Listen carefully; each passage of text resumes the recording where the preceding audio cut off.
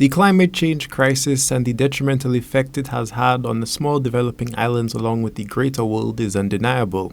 Dr. James Fletcher, the managing director of Soloricron, showcased this reality in recent time as he served as a featured speaker at the Watson Institute for International and Public Affairs. Dr. Fletcher highlighted the disastrous ramifications of unsustainable practices such as fossil fuel mining, which severely damages the environment. During this address, Dr. Fletcher provides his stance that the only way to see change from developed countries who utilize these practices is to hold them accountable in the court of law. Until we take these countries to court and cause them to start paying for the damage that they're causing, the system will not change because there is no pressure on them to change the system. They know that once a year, and only once a year, we all gather in some part of the world, Kazakhstan or Poland or Emirates or somewhere, for 2 weeks to discuss climate change. So the entire gaze of the world is focused on that country for 2 weeks.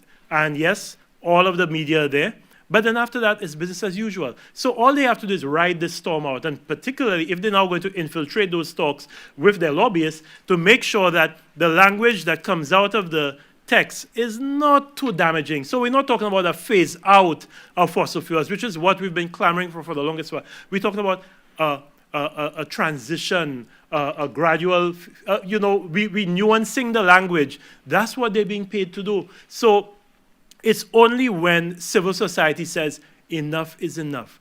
Dr. Fletcher believes that as a result of a world led by profit and financial gain, individuals who benefit from using unsustainable practices will never cease these actions unless they are economically affected. The people who control the levers of power will never do anything to imperil their own economic fortunes. I think that's how you change the system, by causing people to understand that these people are playing with your future, that at some point the air will not be safe for you to breathe, as you saw last year because of forest fires that are being fueled by climate change, that you will have to deal with more flooding, more hurricanes, more unconscionably hot temperatures. How do you deal with that?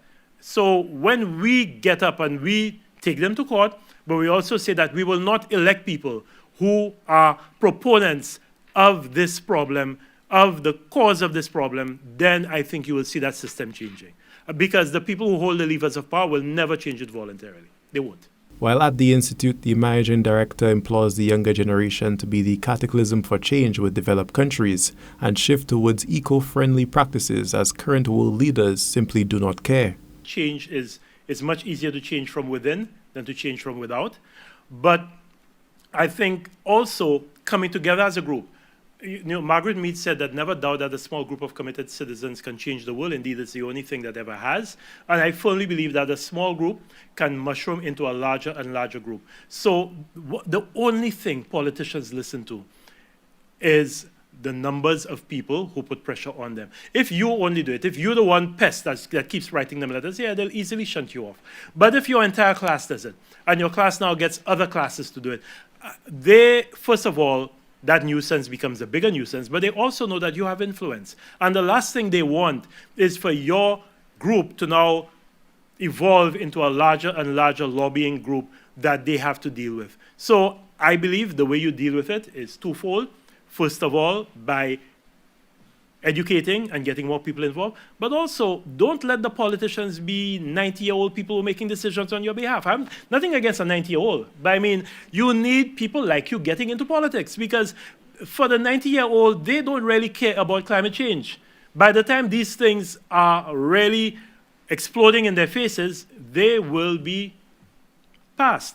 Dr. James Fletcher remains hopeful in the fight against climate change as he educates individuals at the Rhode Island Research Center on the negative impact of climate change on the world, in particular small developing islands such as St. Lucia.